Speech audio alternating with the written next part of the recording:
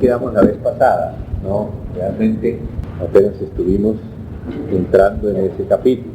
Estamos viendo este verso, el contexto del versículo 7 del capítulo 10, donde se nos menciona el misterio de Dios. Esta es una serie sobre los misterios de Dios y hay que empezar por Dios mismo, pero resulta que allí donde se nos habla precisamente del misterio de Dios ya se nos muestra que no se refiere única y exclusivamente al ser de Dios, sino a los planes de Dios y al programa de Dios que desarrolla esos planes y a la culminación de sus planes. Es decir, todos los demás misterios de Dios caben dentro del misterio de Dios. El misterio de Dios se descompone en varias partes, que son misterios de Dios. Entonces, estamos viendo el contexto donde aparece ese verso, donde aparece esa expresión, que es el capítulo 10 de Apocalipsis, versículo 7. La vez pasada estuvimos siguiendo detenidamente lo relativo a este ángel del pacto. Vi descender del cielo a otro. No es de los primeros, no es de los comunes y corrientes, es otro. Ángel fuerte, envuelto en una nube, con el arco iris sobre su cabeza. Mis hermanos recordarán en Génesis la primera mención del arco iris, que es una señal del pacto. Eso está después del diluvio, capítulo 9, si ustedes quieren mirarlo.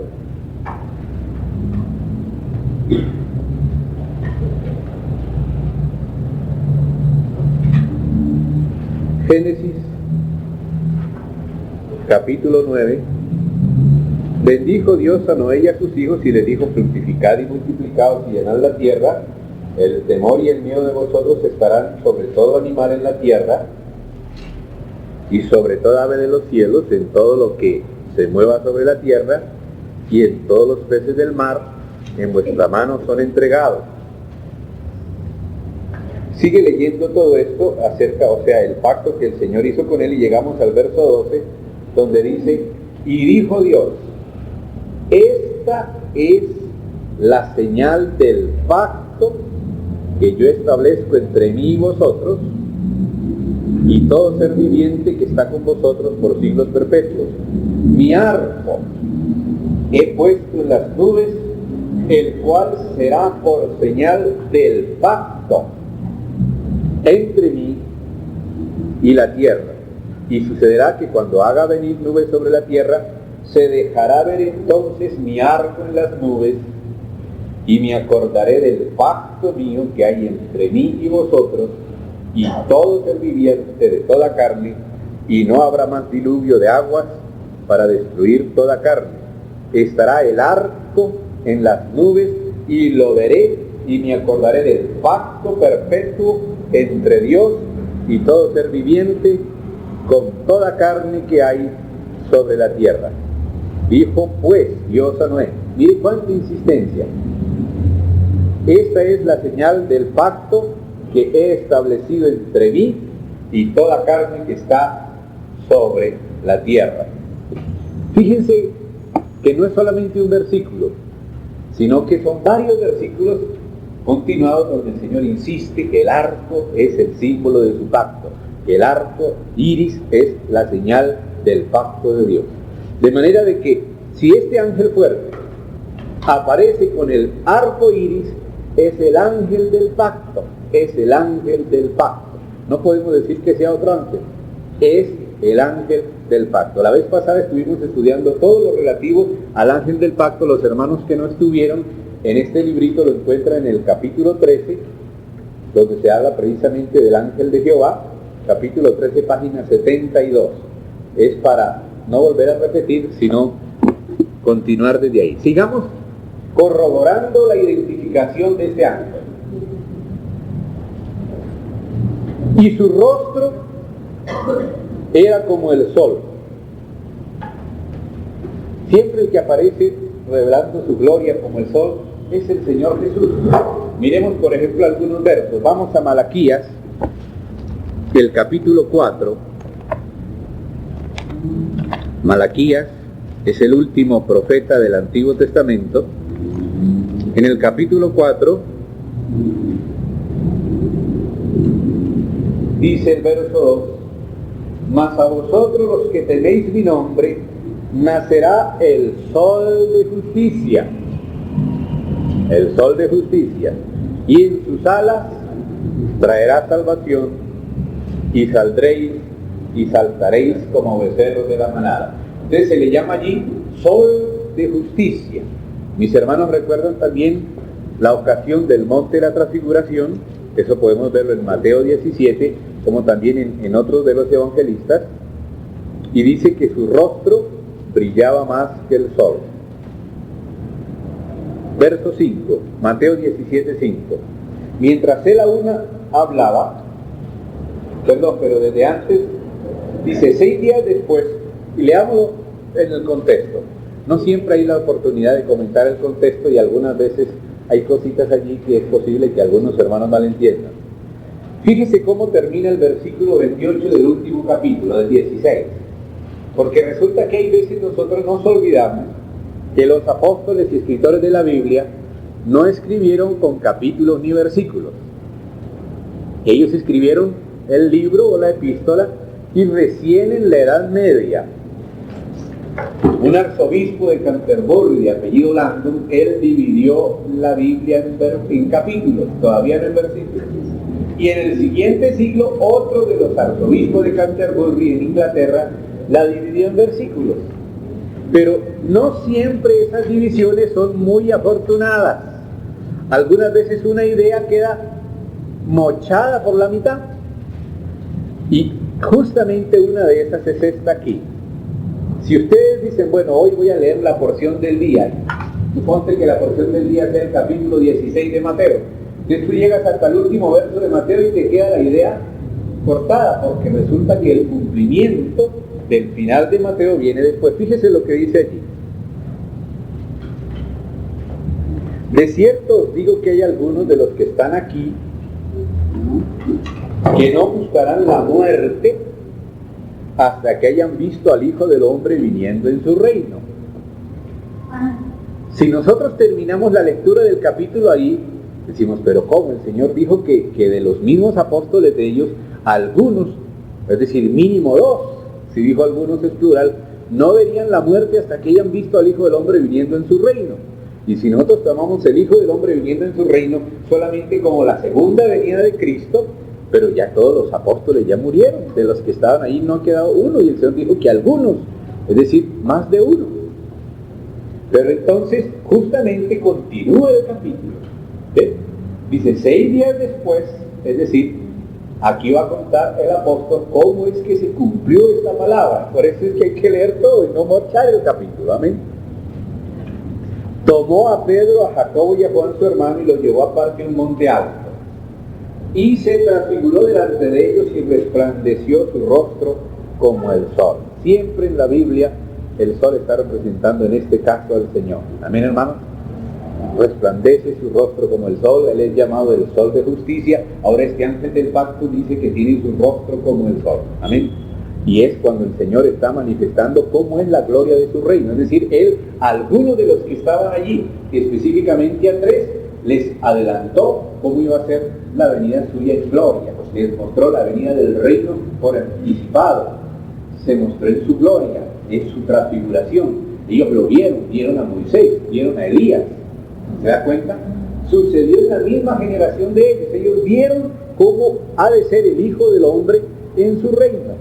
Si nosotros leemos el capítulo 16 y terminamos ahí, nos quedamos sin entender y decimos, no, pero entonces estas profecías no se cumplieron. Pero se cumplieron.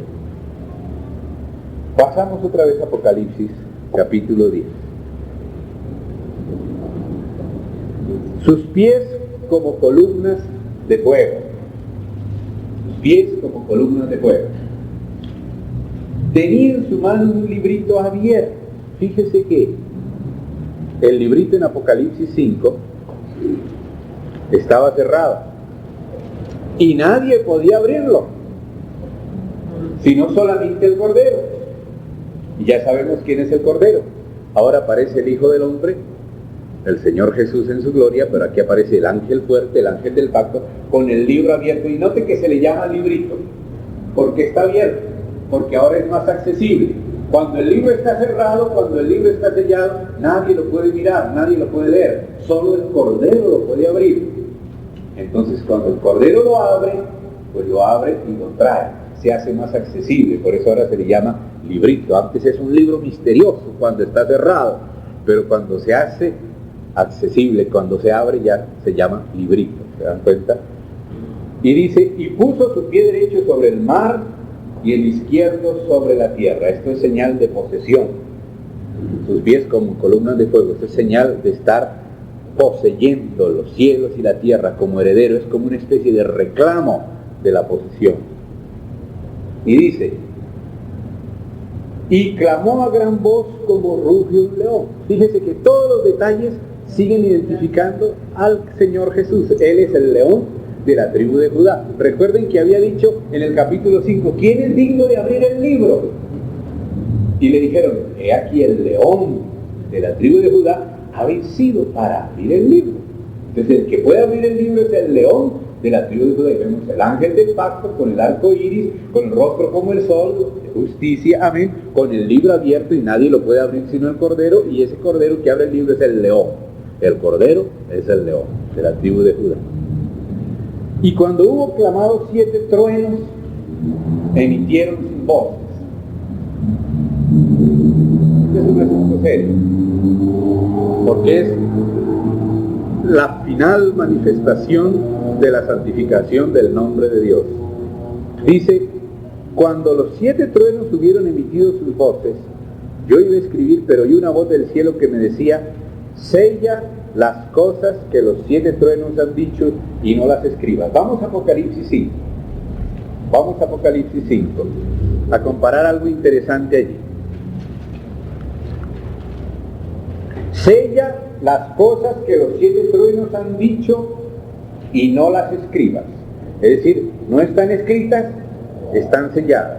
En el 5 dice así, verso 1, vi en la mano derecha del que estaba sentado en el trono, aquí se refiere al Padre, un libro escrito por dentro y por fuera, sellado con 7 sellos. Y fíjese una cuestión, por fuera, sellado con 7 sellos. Aquí el librito está abierto, pero fíjese que cuando los truenos emitieron sus voces, se iba a escribir, se dijo, no escribas, sino séllalo. Por eso tiene sellos por fuera. Ahora fíjese cuando se abre el primer sello, miren, vamos a Apocalipsis 6, vi cuando el Cordero abrió uno de los sellos y oí uno de los 4 seres vivientes decir como con voz de trueno, ven y ven. Es decir, la revelación está escrita, está escrito, lo que Dios mandó escribir está en el libro, pero los truenos no están escritos, sino que están sellados. Pero cuando se abren los sellos, se oye el trueno. Se oye el trueno. Vamos a detenernos un poquito en esto de la voz de trueno. El trueno representa la voz del Señor. Ustedes recuerdan en Job un pasaje donde dice, ¿truenas tú como truena Dios con su voz? Más o menos algo así le pregunta a Job. ¿Acaso truenas tú con voz como la suya? Es decir, que el trueno representa la voz de Dios. Aquí estos 7 truenos son el rugido del león. Es decir, el león es el que está estableciendo su reino. El león es el que cuando ruge, todos los demás animales se callan, ni los mosquitos, mejor dicho, existan. Entonces, la apertura de los sellos es para revelar realmente lo que el Señor ha rugido, y es para establecer, para reclamar, para establecer su reino. Vamos a mirar otros pasajes que hablan acá del trueno, porque eso es muy interesante. Vamos a San Juan, Evangelio. Esto está más o menos, no me acuerdo ahora el verso exacto. Si alguno lo recuerda, puede buscar en la concordancia donde dice trueno, que truena tú con voz como la suya. No recuerdo el exacto verso. San Juan 2. San Juan 12, capítulo 12. Vamos a leerlo desde el verso 27. Si algún hermano tiene concordancia y le ayuda a encontrar a nuestra hermana Rocío el pasaje de Job, donde se habla del trueno. Job 26. Bueno, 26, 14. Gracias. Dice, ahora está turbada mi alma, dice el Señor Jesús a punto de morir, fíjese. ¿Y qué diré? Padre, sálvame de esta hora. Mas para esto he llegado a esta hora. Padre, glorifica tu nombre. Entonces vino una voz del cielo. Lo he glorificado. Pero fíjese, y lo glorificaré otra vez. Y la multitud que estaba allí y había oído la voz decía que había sido un trueno. Otros decían, un ángel le ha hablado. Respondió Jesús y dijo, no ha venido esta voz por causa mía, sino por causa de vosotros. Ahora es el juicio de este mundo. Ahora el príncipe de este mundo será echado fuera. Entonces fíjese que la primera vez viene el Señor Jesús y le dice al Padre, Padre, glorifica tu nombre. Es decir, Él vino a llevar el juicio de Dios. Si Él no lo hubiera llevado, lo teníamos que llevar todos. Pero como Él lo llevó, los que nos cobijamos bajo el Señor, el juicio de Dios cayó sobre Él, ya no cae sobre nosotros. Pero fíjate, glorifica tu nombre. Y vino la voz de trueno, lo he glorificado. Ese trueno, que se escuchó la voz del Señor como trueno, era la señal de que Dios estaba glorificando su nombre. Glorificar el nombre del Señor significa que uno no puede rebajar el nombre de Dios, que uno no puede ensuciar ni burlarse del nombre de Dios. Glorificar su nombre quiere decir que Él es celoso por su nombre, que su nombre ocupe el primer lugar, que no se puede nadie burlar de su nombre y que por eso habrá juicio contra los que menosprecien su nombre. El Señor Jesús dijo, está turbada mi alma, pero ¿qué le voy a decir al Padre? Que me salve en esta hora, si para esto es que he venido. Es decir, Él tenía que recibir el juicio de Dios para que Dios fuera glorificado, para que el nombre de Dios fuera glorificado.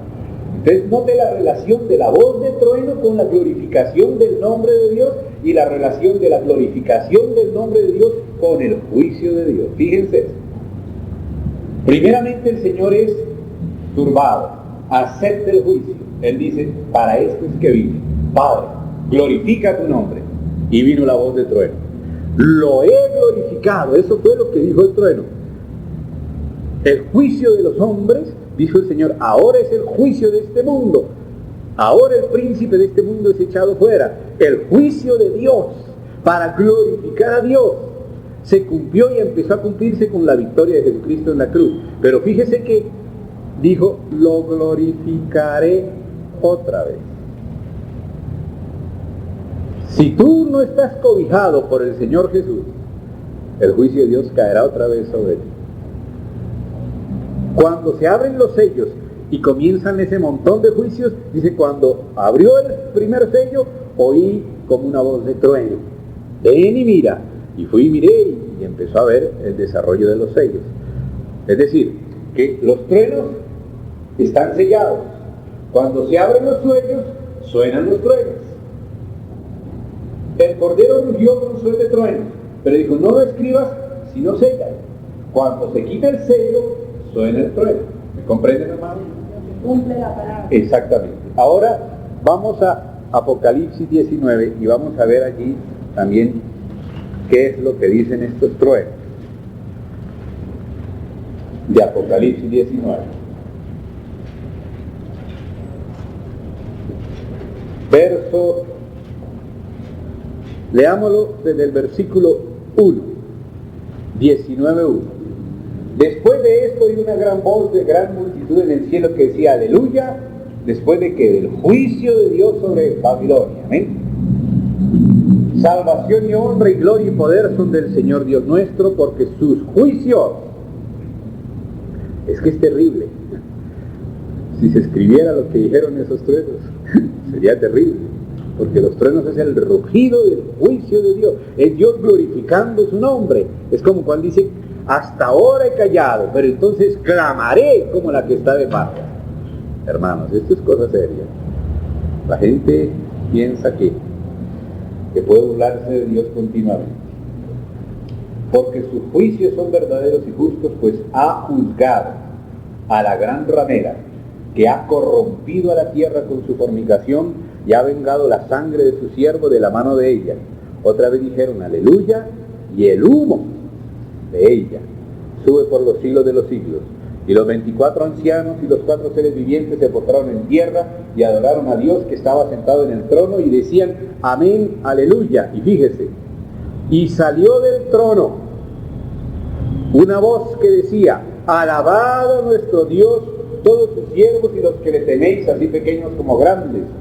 Y oí como la voz de una gran multitud, como el estruendo de muchas aguas y como la voz de grandes truenos. La voz de grandes truenos que decía, aleluya, porque el Señor nuestro Dios Todopoderoso reina. O sea que lo que representan estos truenos es la toma del poder definitivo por el Señor. Es el juicio de Dios y la toma de su poder. Ese libro estaba sellado justamente con sellos. Lo que los truenos revelaban estaba sellado. Pero decía, ¿quién es digno de tomar este libro y abrir su sello? Nadie era digno. Es decir, nadie podía reclamar la herencia. Todos habían pecado, no había ninguno sido hallado digno de reclamar la herencia de Dios. Hasta que entonces se presentó el Cordero. Pero el Cordero es el mismo león. Y el Cordero sí puede abrir el libro. Y por eso aparece con el libro abierto y rugiendo. Pero se le prohíbe a Juan escribir y se le dice que sello.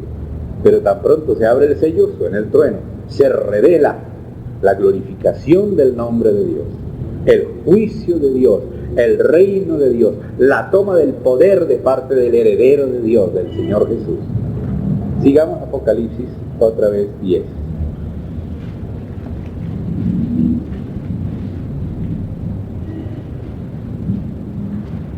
Y el ángel que vi en pie sobre el mar y sobre la tierra levantó su mano al cielo y juró por el que vive por los siglos de los siglos, que creó el cielo y las cosas que están en él, y la tierra y las cosas que están en ella, y el mar y las cosas que están en él, que el tiempo no sería más. Fíjese, cuando él viene, ruge, jura y establece el final.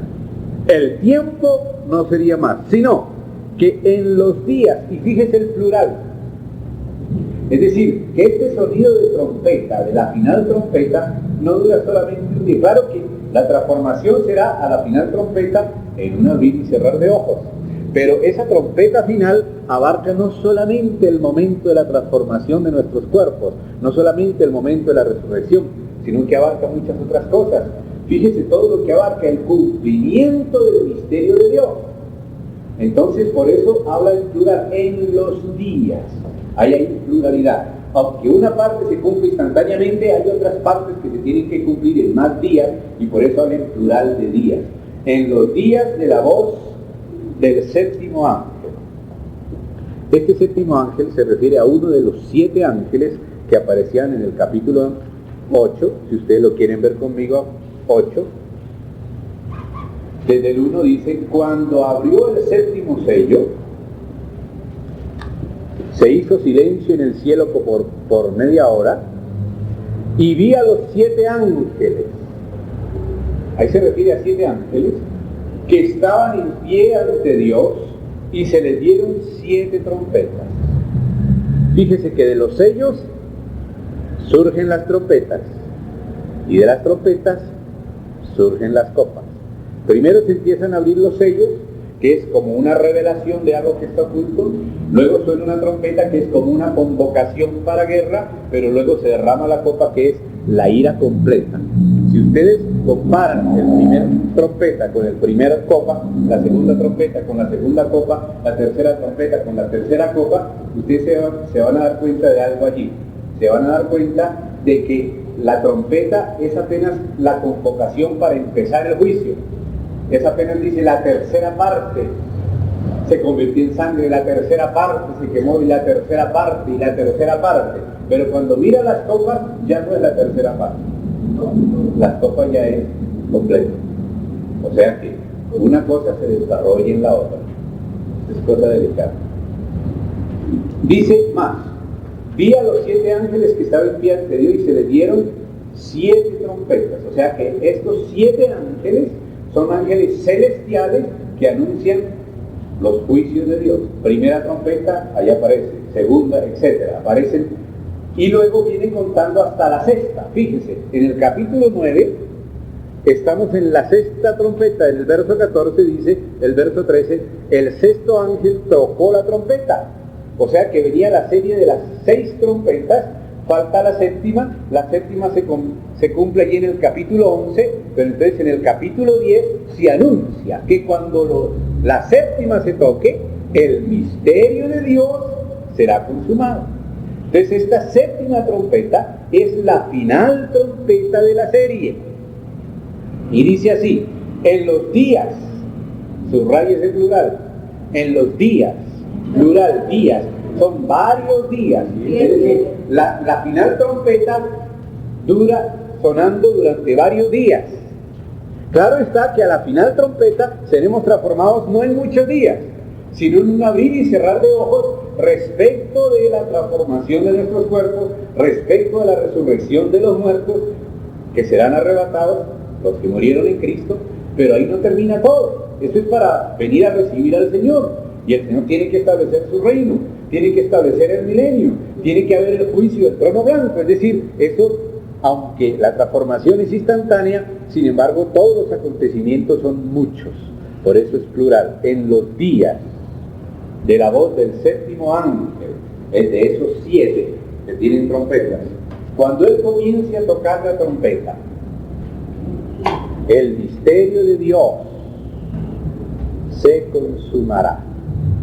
Fíjense, el misterio de Dios. Es Dios el que estaba revelándose. La vez pasada vimos eso, la centralidad de Dios en su programa, en sus planes, en el desarrollo de su programa, su culminación. El misterio de Dios se consumará como Él lo anunció a sus siervos los profetas. Fíjense esa frase allí.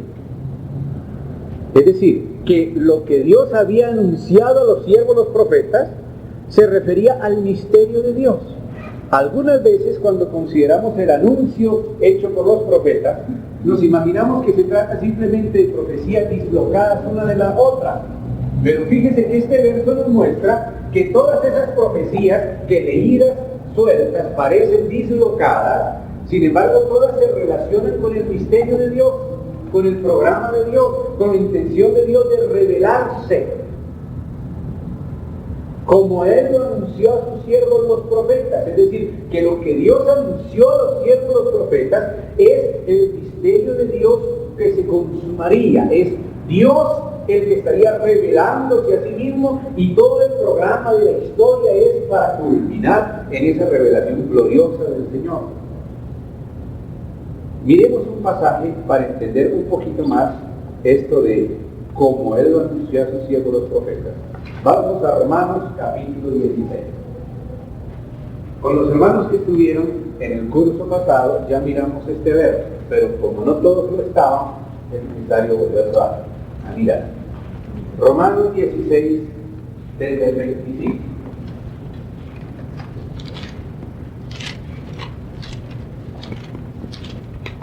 También 51.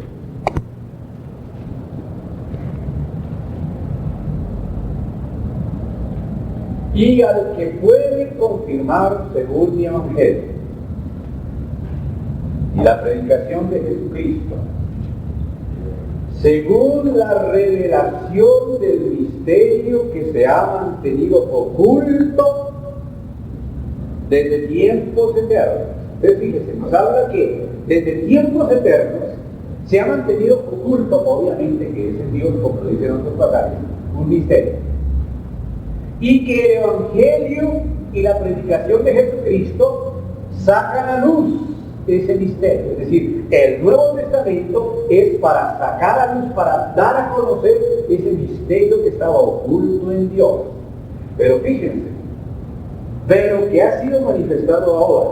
Es decir, el Nuevo Testamento es la manifestación del misterio oculto desde los siglos de Dios. Pero fíjense la siguiente frase: y que por las escrituras de los profetas, por las escrituras de los profetas, por las escrituras de los profetas, según el mandamiento del Dios eterno, se ha dado a conocer a todas las gentes para que obedezcan a la fe. Entonces fíjese de qué trataban las escrituras de los profetas. Lo que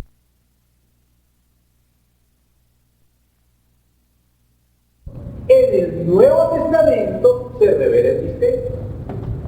Antes de los tiempos de los siglos en Dios había oculto un misterio, pero ese misterio estaba anunciado, estaba tipificado en las escrituras del Antiguo Testamento.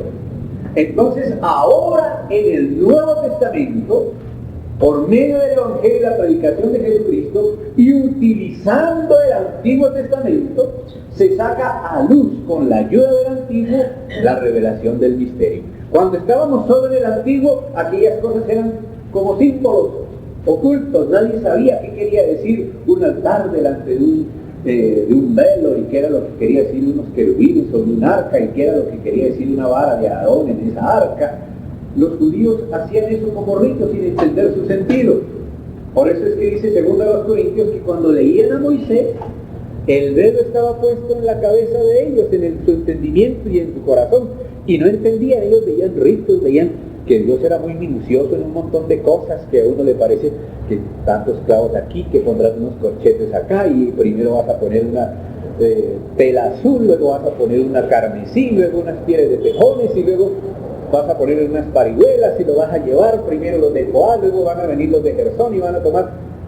Me pareció un montón de cosas raras, como ritos misteriosos sin saber qué era lo que estaba haciendo Dios. Por eso es que dice Moisés, que cuando se lee a Moisés, el velo está puesto sobre el entendimiento del corazón de ellos, pero al convertirse a Cristo, el velo se quita. Es en la conversión a Cristo que se empiezan a entender aquellos símbolos. Fíjese que estaba oculto hasta el Antiguo Testamento. Miren conmigo otra vez ese pasaje. Miren conmigo. Dice: al que puede confirmar según mi evangelio, es decir, el evangelio confirma, la predicación de Jesucristo confirma. Amén. Según la revelación del misterio que se ha mantenido oculto desde tiempos eternos. Es decir, desde la eternidad Dios ha tenido en su corazón un plan.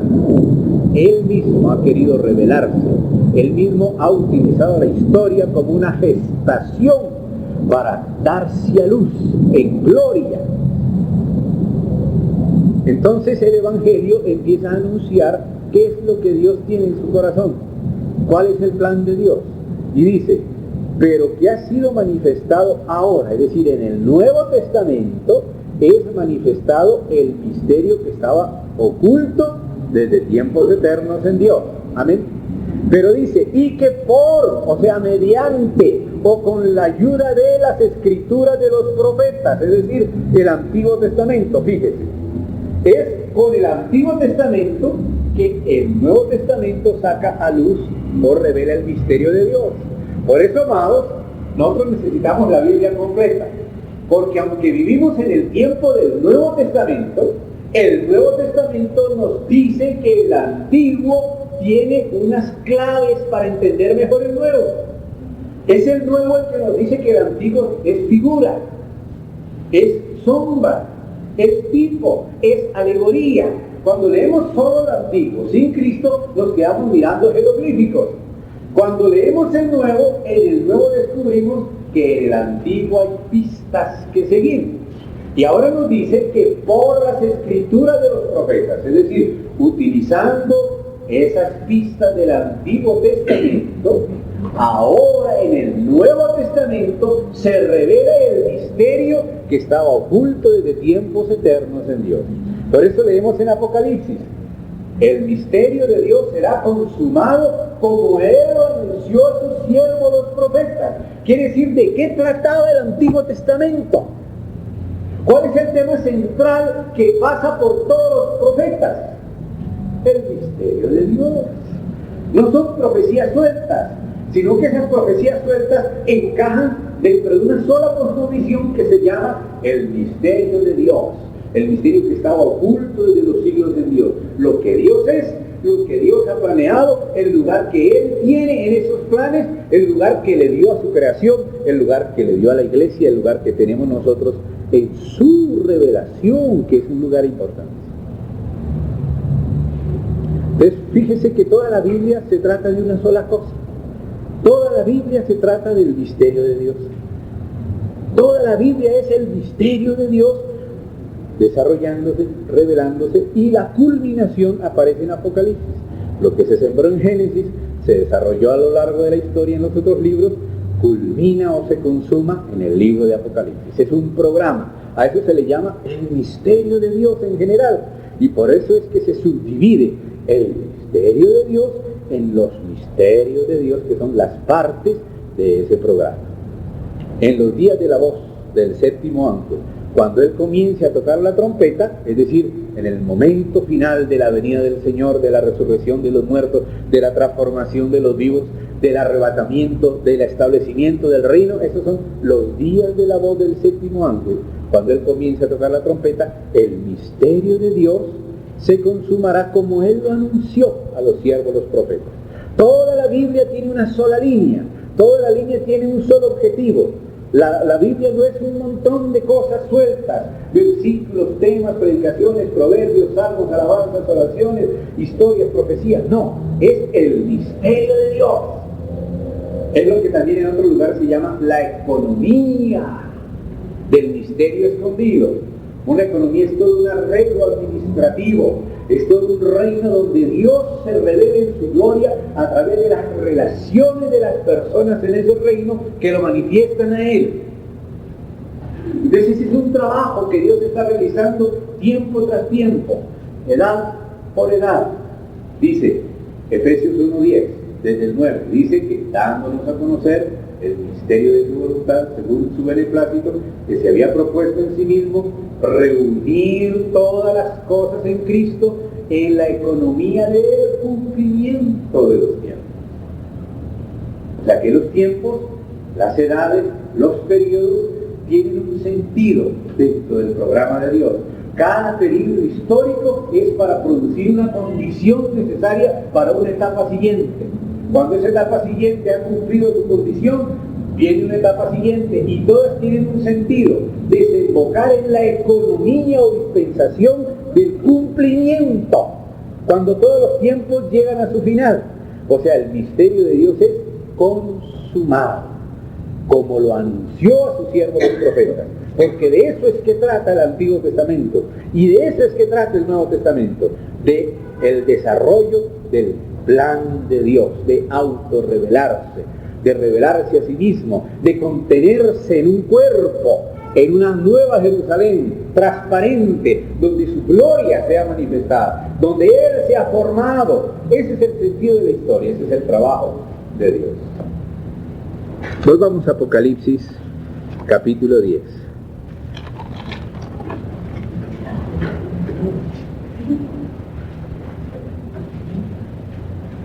En el versículo 7, el misterio de Dios se consumará como Él lo anunció a sus siervos, los profetas.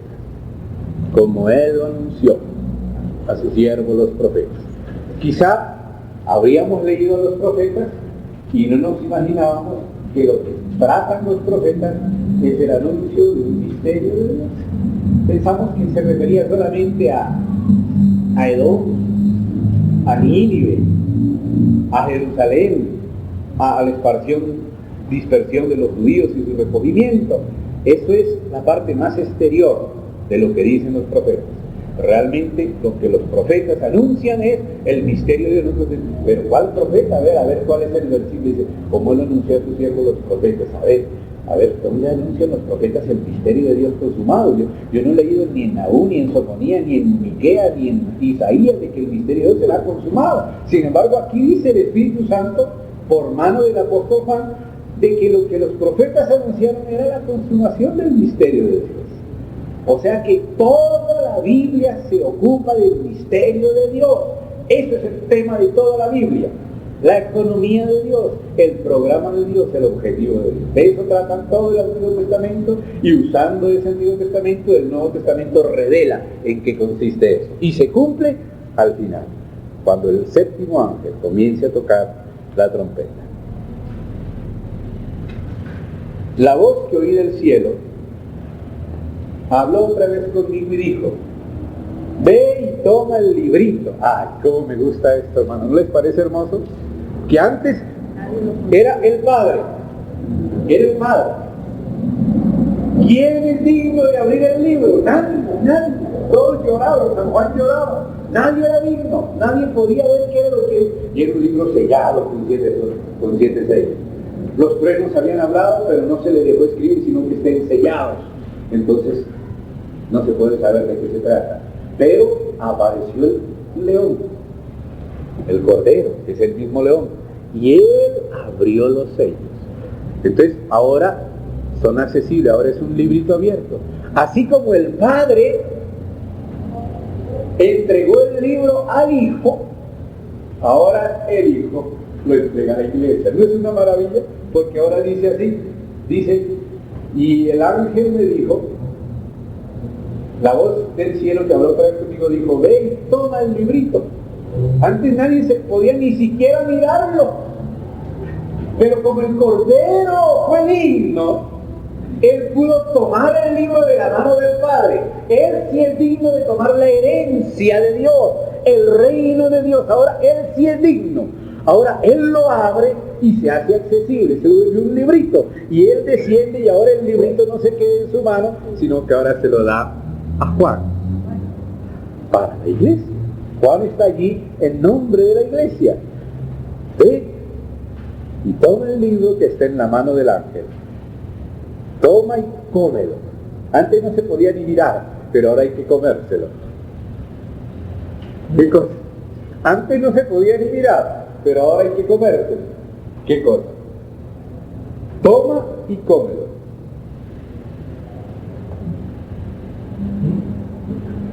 Fui al ángel diciéndome que me diese el librito, y él me dijo: toma y cómelo, y te amargará el vientre, pero en tu boca será dulce como la miel.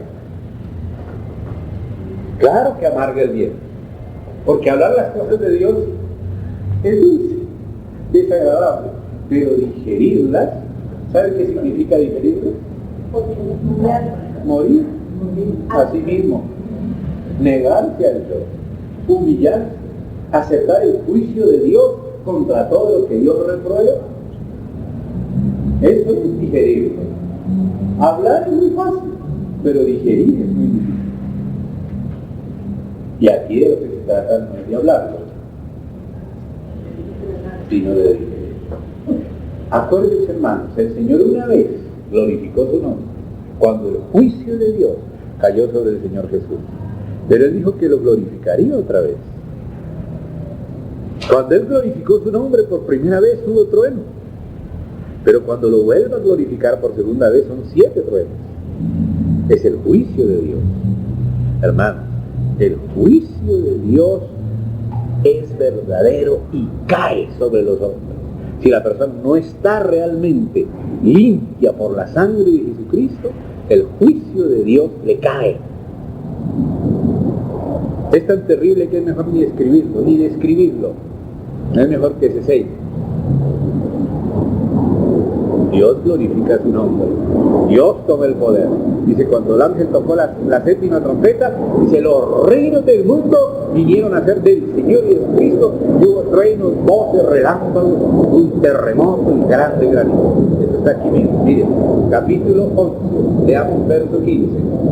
Ahí está cuando el séptimo ángel toca la trompeta, porque esto nos ayuda a aclarar en qué consiste justamente la consumación del misterio de Dios.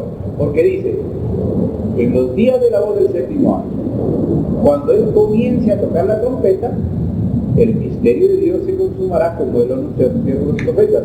Ahora el 11:15 dice, el séptimo ángel tocó la trompeta y hubo grandes voces en el cielo que decían, los reinos del mundo han venido a ser de nuestro Señor y de su Cristo. ¿Ves? Es la toma del poder. Eso es venir en juicio, en retribución, para establecer su reino. Primero él viene, sí, como cordero. Y la gente pensó que como era cordero podía crucificarlo, y lo crucificaron. Pero este cordero es el mismo león. La primera venida es como cordero, pero la segunda venida es como león. Primero es como cordero, como abogado, pero ahora viene como león, como juez, como Señor. Amén, hermano. Cuando el Señor recibió el juicio, Dios glorificó su nombre y fue vindicado, y su ira fue saciada en la cruz de Jesucristo. Pero hay de aquel que no esté cubierto por la sangre de Cristo, porque cuando venga ya no como cordero, sino como león, el juicio de Dios lo juzgará definitivamente. Hermano, mire, no importa qué seres humanos lo rechacen a uno, mientras el Señor no lo rechace a uno, ¿qué esperanza? Pero ¿qué esperanza puede haber en el momento cuando el Señor diga, apartaos de mí, malditos, al fuego eterno preparado para el diablo y sus ángeles? Hermanos, eso va a acontecer. Es terrible ser objeto de una maldición eterna de Dios. No hay nadie tan misericordioso como Dios. No hay nadie que nos comprenda tanto como Dios. Los hombres se cansan muy rápido de nosotros. Ellos no son longánimes. Ellos no nos aman hasta el fin. Pero cuando el que nos amó hasta el fin diga, apartaos de mí, malditos. Hermano, eso es terrible. ¿Ustedes saben por qué el Señor sufría en la cruz? Porque el Señor no solamente sufría físicamente, sino que dijo, Dios mío, ¿por qué me has desamparado? ¿Ustedes saben lo que estaba sufriendo el Señor Jesús? Él estaba siendo tratado como si fuera un pecador, como si todos los pecadores del mundo, todos los pecados del mundo fueran Él, y Dios estaba justamente juzgándolo ahí. Por eso el Señor dice, mi alma está turbada, pero para esto he venido. ¿Para esto? ¿Acaso le voy a decir al Padre que me salve de esto? Sí, para esto he venido. Padre, glorifica tu nombre. Lo he glorificado.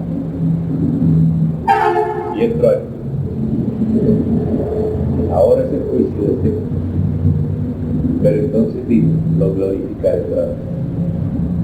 Lo glorificaré otra vez. O sea, que es cosa seria. Amén, hermano. Que es cosa seria. Y dice, los reinos del mundo han venido a ser de nuestro Señor Jesucristo, y Él reinará por los siglos de los siglos. Y los 24 ancianos que estaban sentados delante de Dios en sus tronos se postraron sobre sus rostros y adoraron a Dios diciendo, te damos gracias, Señor Dios Todopoderoso, el que eres y que eras y que has de venir, porque has tomado tu grande poder y has reinado. Y se airaron las naciones, y tu ira ha venido, tu ira ha venido. Y el tiempo, por eso dice ya el tiempo no será más, porque ahora el tiempo es el de juicio. Y el tiempo, ha venido el tiempo. La séptima trompeta anuncia el tiempo de juzgar a los muertos y de dar el galardón a tus siervos los profetas, a los santos y a los que temen tu nombre, a los pequeños y a los grandes, y de destruir a los que destruyen la tierra y el templo de Dios fue abierto en el cielo, y el arca de su pacto se veía en el templo, y hubo relámpagos, voces, truenos, un terremoto y grande. Juicio de Dios. Entonces tomé el librito de la mano del ángel y lo comí, y era dulce en mi boca como la miel, pero cuando lo hube comido, amargó mi bien. Amargó mi bien. 10. Y él me dijo, es necesario que profetices otra vez, porque hasta aquí había sido una vez. La primera sección termina aquí, luego comienza la segunda sección, sobre muchos pueblos, naciones, lenguas y reyes. Hemos visto el contexto de ese verso donde aparece el misterio de Dios será consumado. Nos damos cuenta que el misterio de Dios se refiere a Dios mismo, a los planes de Dios, al programa de Dios que desarrolla esos planes y a la culminación de esos planes, siendo Dios el centro de todo este programa. Amén, hermanos. Ahora lo que tenemos que hacer es desglosar cada una de esas partes, y la primera parte es Dios mismo. Pero entonces, permítamelo hacer después de un corto descanso.